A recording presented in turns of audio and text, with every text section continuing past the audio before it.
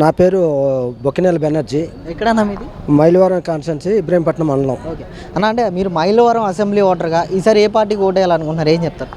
తెలుగుదేశం పార్టీకి ఓటేయాలనుకుంటున్నాం. అంటే ఎందుకన్నా టీడీపీకి ఎందుకు ఓటేయాలనుకుంటున్నారు? అంటే టీడీపీ కంటే గతంలో కూడా టీడీపీ అభివృద్ధి చేసింది అన్ని విషయాలు, అన్ని కార్యక్రమాలు, సంక్షేమాలు కానీ అన్నీ కానీ టీడీపీలోనే ఎక్కువగా.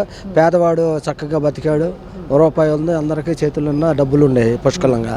ఇప్పుడు ఇతను వచ్చినాక నవరత్నాలు అనే పథకాలు పెట్టేది నవమోసాలలాగా తయారైపోయింది జగన్మోహన్ రెడ్డి గవర్నమెంట్లో. ప్రతి ఒక్క సామాన్యుడి కాడి నుంచి ప్రతి ఒక్కళ్ళు వ్యాపార పరంగా కానీ అన్ని విధాలు కానీ కుంటుపడిపోయింది. ఇంకా 30 ఏళ్ళు వెనక్కి వెళ్ళిపోయింది జగన్మోహన్ రెడ్డి ఒక్క ఛాన్స్తో.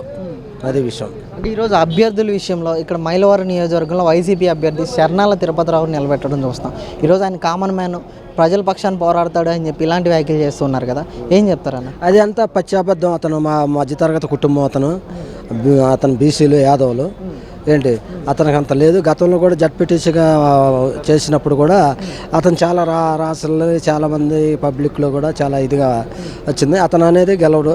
జగన్మోహన్ రెడ్డి ప్రతి ఒక్క అభ్యర్థిని అట్లాంటి వాళ్ళని ఎంకరేజ్ చేసి వాళ్ళకి సీట్లు ఇస్తూ ఉంటాడు తప్పితే కథమ వాళ్ళ మొత్తాన్ని భూతద్దం పెట్టి చూస్తాడు జగన్మోహన్ రెడ్డి గారు.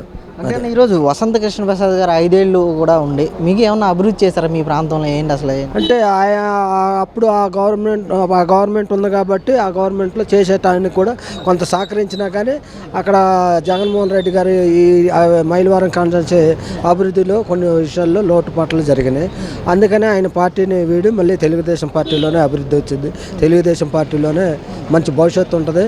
రాష్ట్ర ప్రజలకు కానీ నా నియోజకవర్గ ప్రజలకు కానీ నేనైనా మేలు చేయటానికి అని ముందుకు వచ్చానని చెప్పడం జరిగింది వసంత కృష్ణ ప్రసాద్ గారు. అంటే ఈరోజు జోగి రమేష్ గారు యాక్చువల్గా పెనమలూరు కాదని చెప్పేసి ఇక్కడ మైలవరం నియోజకవర్గంలో వేలు పెడుతున్నారని చెప్పి, మరోపక్క వసంత కృష్ణ ప్రసాద్ గారిని ఇబ్బంది పెట్టారని, ఈరోజు శరణాల తిరుపతిరావు ఆయన చేతిలో కీలు బొమ్మలా ఉన్నాడని చెప్పి ఇలాంటి ఆరోపణలు, ఇలాంటి వార్తలు వస్తున్నాయి కదా, ఎంతవరకు వాస్తవం అంటారు? ఏం అది వాస్తవం. ఎందుకంటే వాస్తవంగా జరిగింది కాబట్టి 100% అదే జరిగింది.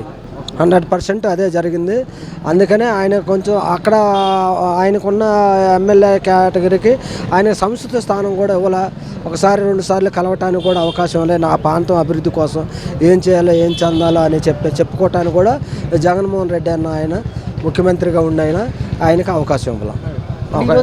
అలా ఉందంటే కదమని సామాన్యులు కానీ చిన్న నాయకులు కానీ ఇంకో నాయకులు కానీ కలవాలన్నా ఎలా పాసిబుల్ అవుతుందని ఆలోచించుకొని ఆయన మంచి అభివృద్ధి కానీ మంచి చేయాలనుకుంటే తెలుగుదేశం పార్టీలోనే మంచి చేయగలను, ఏదైనా సాధించగలమని ముందుకొచ్చారు కృష్ణప్రసాద్ గారు. అంటే ఈరోజు శరణాల తిరుపతిరావు గారు సరిపోతారంటారా ఎమ్మెల్యే అభ్యర్థిగా? ఏంటి? లేదండి అతను సరిపాడు. అతను జగన్ గారు హామీ ఇచ్చేసి పంపించారని అట్టుగా వార్తలు వస్తున్నాయి.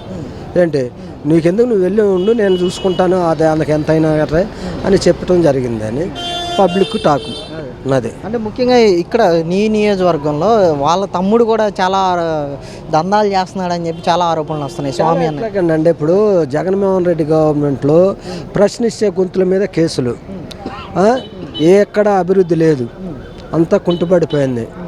అందరినీ సామాన్యుడి కాడి నుంచి మధ్యతరగతి కుటుంబాల కాడి నుంచి అందరూ చిన్నాభిన్నం అయిపోయారు. ఎక్కడ ఏమీ లేదు.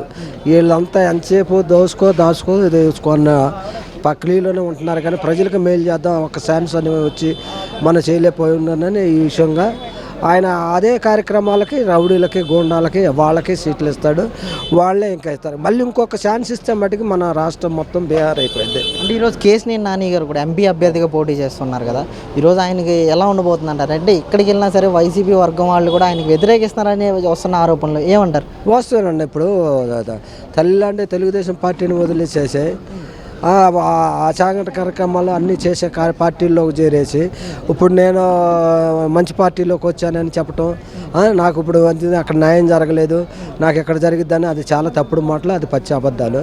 ఆ కేశినేని నాని గారు అలా మాట్లాడకూడదు. ఏదైతే పోస్టులో ఆయనకు 2 సార్లు బీఫామ్ ఇచ్చేసి చేసిన మనిషి ఆయన చంద్రబాబు గారు. మరి ఆయన్ని గౌరవించుకోకుండా ఆ దొంగల పార్టీలోకి వెళ్ళి దొంగలాగా మాట్లాడి పబ్లిక్లో ఆయలాగా మాట్లాడటం తప్పు. అది ఏంటి చెట్టు పేరు చెప్పి కాయలు అమ్ముకునే పరిధిలో అయిపోతుంది పరిస్థితి. అది విషయం. ఓకే.